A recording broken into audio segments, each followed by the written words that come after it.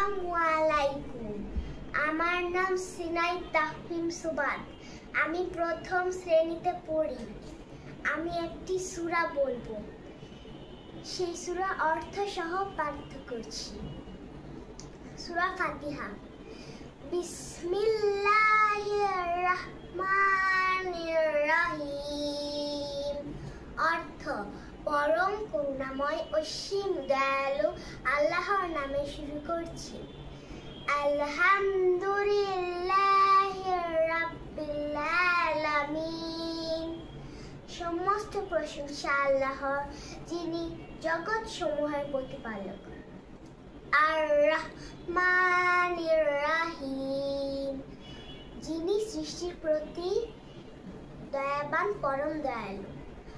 মালিক ইয়াউমিদ্দিন, যিনি প্রতিদান দিবসের মালিক।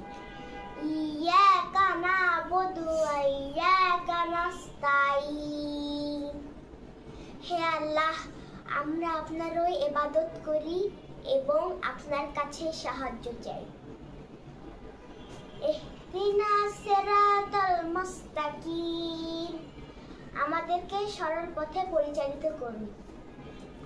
সিরাতাল্লাযীনা আন'আমতা আলাইহিম, সেই সকল লোকের পথে যাদের প্রতি আপনি অনুগ্রহ করেছেন। গায়রিল মাগদুবি আলাইহিম ওয়ালাদ-দাল্লিন, আমিন।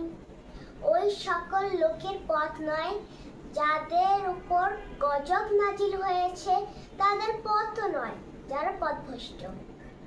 ধন্যবাদ সবাইকে।